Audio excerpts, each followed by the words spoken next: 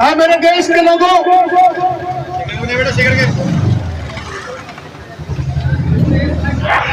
धार्मिक किताबें हमें एक दूसरे से जुदा करती हैं, उससे हमारा धर्म चलता है। मुसलमान कुरान से चलता है, गीता से हिंदू चलता है,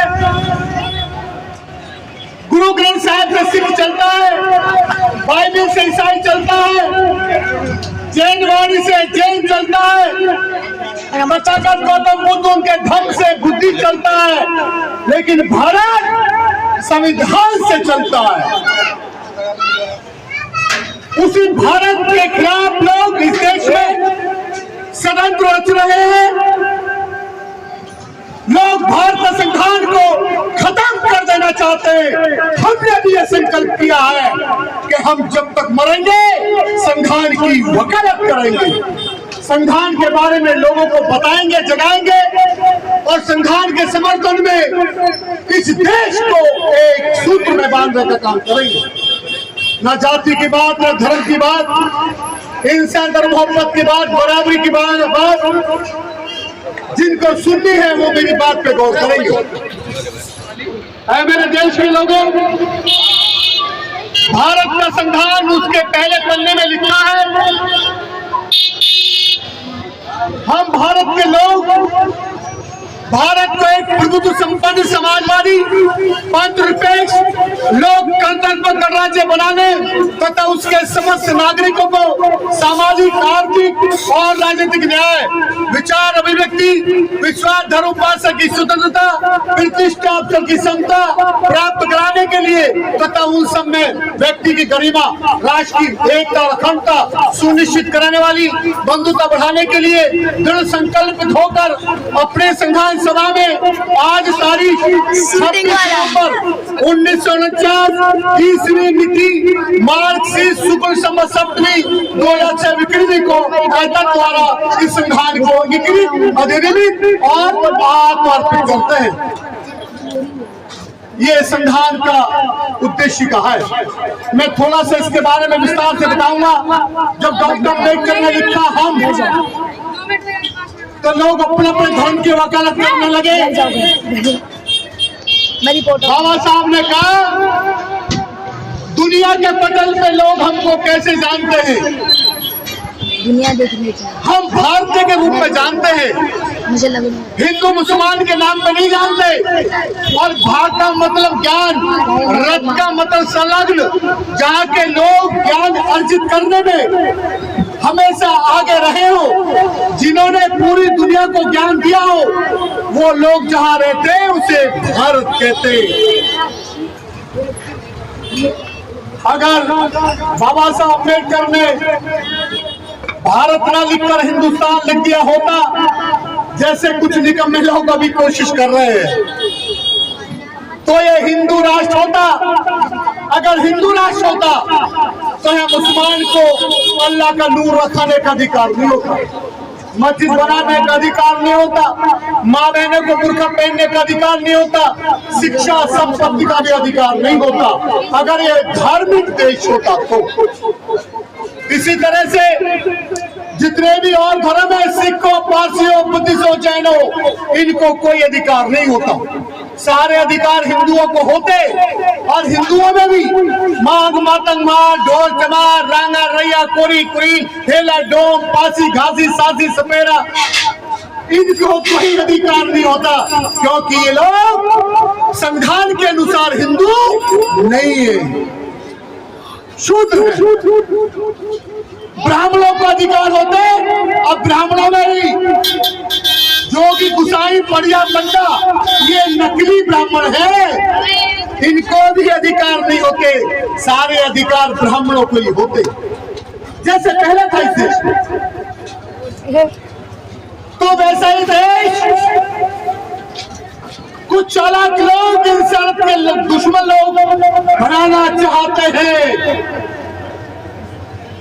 और हम चाहते हैं ये सेकुलर भारत है। सबने कुर्बानियां की है इस देश को आजाद कराने में, इस देश को आगे बढ़ाने में, तो ये सभी का भारत है, मेरा मैं किसी जाति या धर्म की खिलाफत करने नहीं निकला हूं। मैं सिर्फ भारत चाहता हूं, इस देश को। ये भारत था, भारत है और भारत रहना चाहिए। लेकिन मुझे बड़ी तकलीफ होती है, ज्यादातर मुसलमान भाई हिंदुस्तान कहते हैं। आज से जितने भी लोग यहाँ पे खड़े हैं हिंदुस्तान कहने वाले, ये भारत है समझ लीजिए। अगर हिंदुस्तान है तो तुम्हारा यहाँ कुछ भी नहीं है। ये भारत है तो सब कुछ है तुम्हारा यहाँ। हिंदू का मतलब होता है चोर, फारसी में लुटेरा। और गर्व से कह रहे हैं हम हिंदू हैं, गर्व से कह रहे हैं हम चोर हैं। कितने शर्म की बात है। गर्व से कहिए हम भारतीय हैं। ना कोई ऊंच, ना कोई नीच, ना कोई जाति, ना कोई दूसरे प्रांत के वादी, हम सब भारतीय हैं।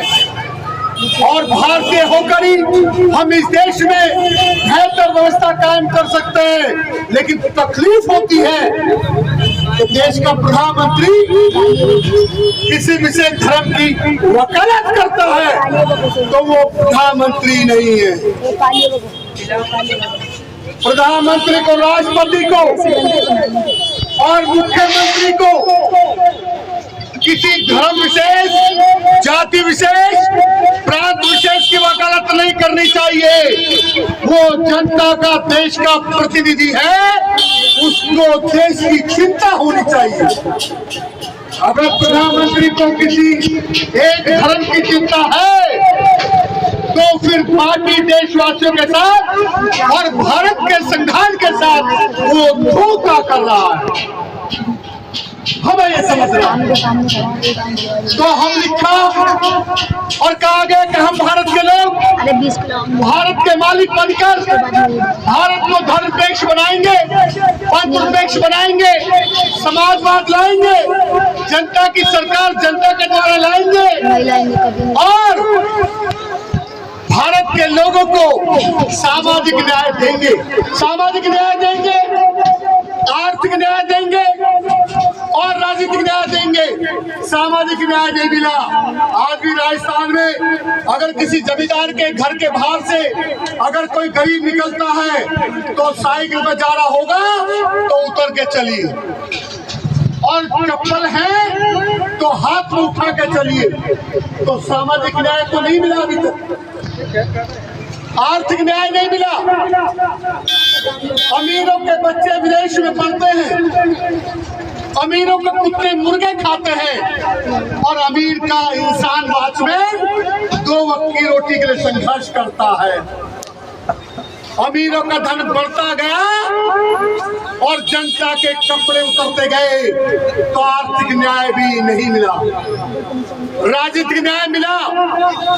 अगर एक वोट की बराबरी ना होती तो तुम्हारे कोई पैर पकड़ने नहीं आते। ये राजनीतिक न्याय की बदौलत है।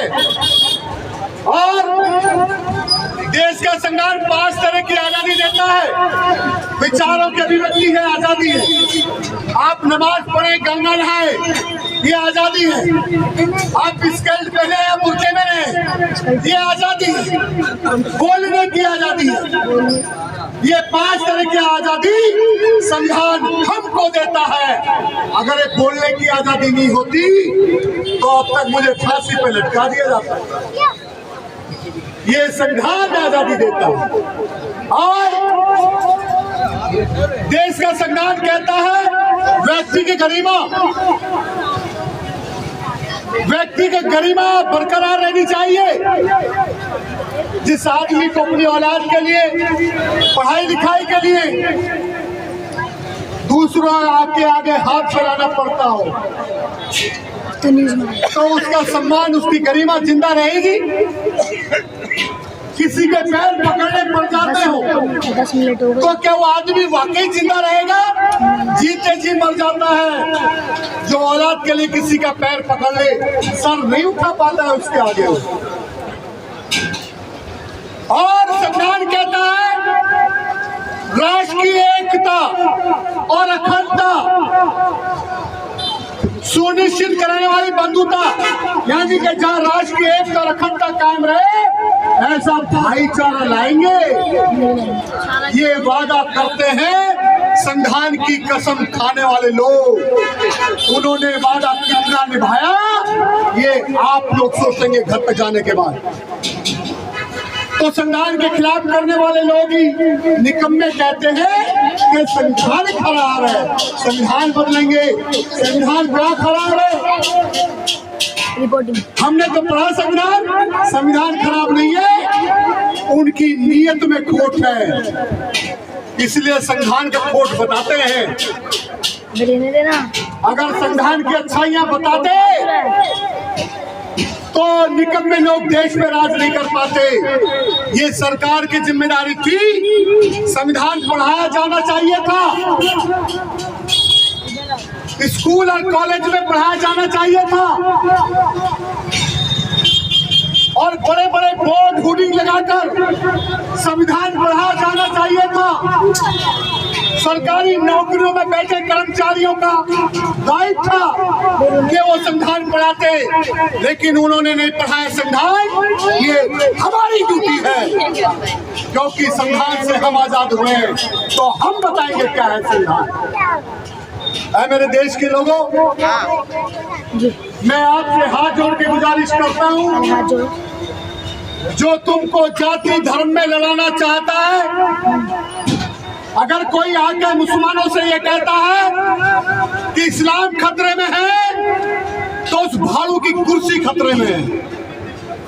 ये बात आपको समझ लेनी चाहिए, क्योंकि जिन्होंने धर्म की वकालत की वो भड़वे मालामाल हो गए और हमारे बच्चे मर गए धर्म की लड़ाई।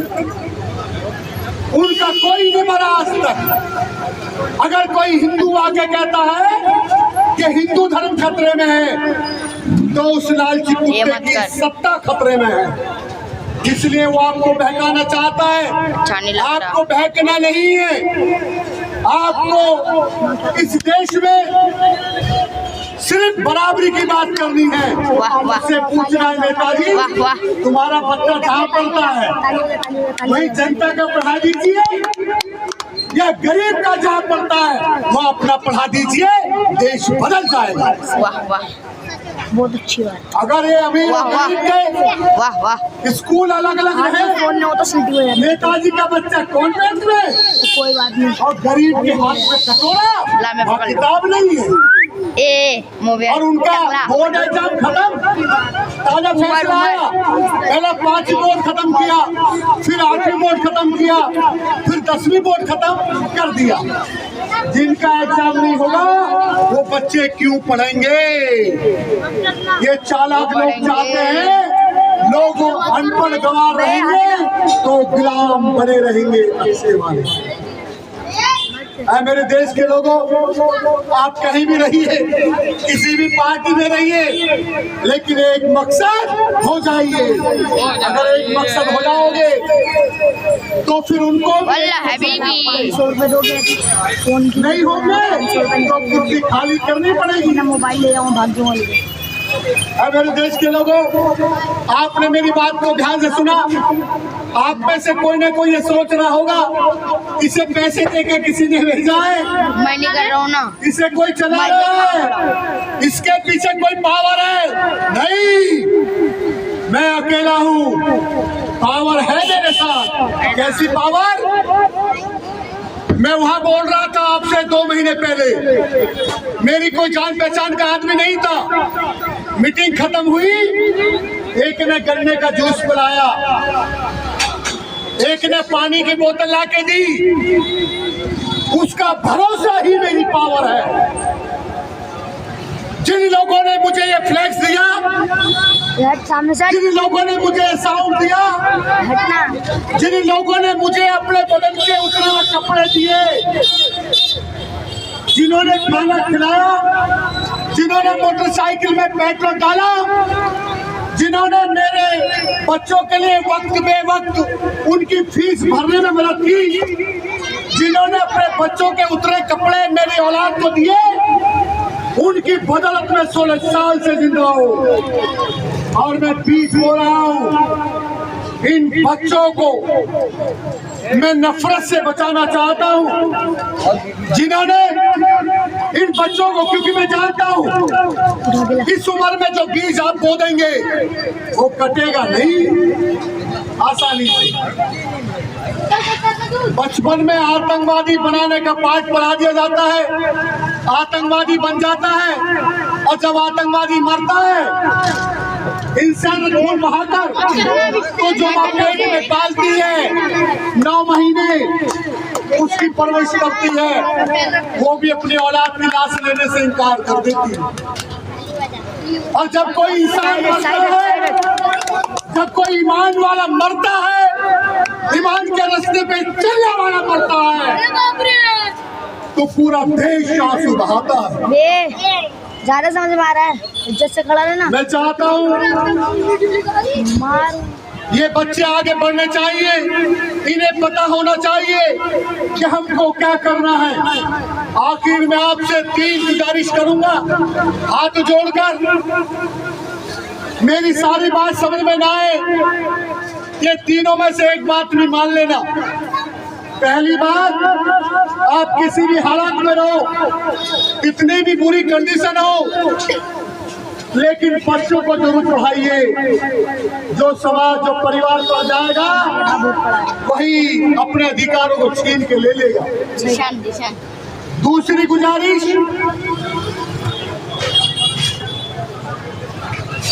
जो तुम्हारे नेता हैं उनके आगे हाथ फैलाना बंद कीजिए। नेता के आगे हाथ फैलाओगे तो तुम उसके कुत्ते बने रहोगे, उसके दरवाजे पे खड़े होकर हक नहीं मांग सकते। तीसरी गुजारिश, भाई परिवार के आप नहीं, कोई बात नहीं, समाज की नहीं सोच सकते, कोई बात नहीं, देश तुम्हारे लिए बहुत बड़ा है, देश का तो ख्याल आता भी नहीं। अरे जब मरोगे ये शरीर काम आएगा, इसकी रखवाली कीजिए। पान, बीड़ी, सिगरेट, गुटखा, तंबाकू, शराब छोड़ने का संकल्प कीजिए।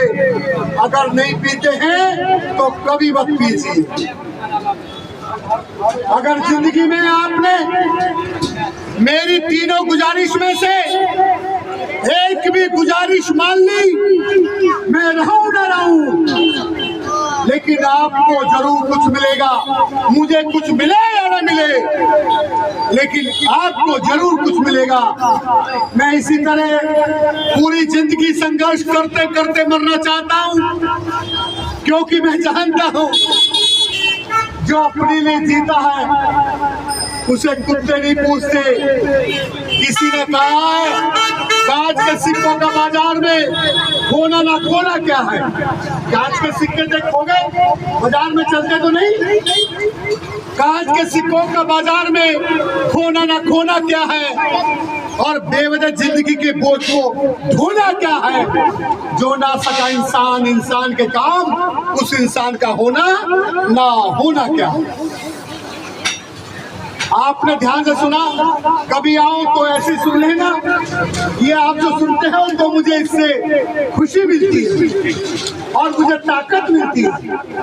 अगर आप चाहते हैं ताकत बरकरार रहे तो कम से कम सुनना जारी रखिए। अगर मदद करना चाहते हैं तो सादा पानी पिला के विदा कीजिए। जय भीम, जय भारत, जय संविधान।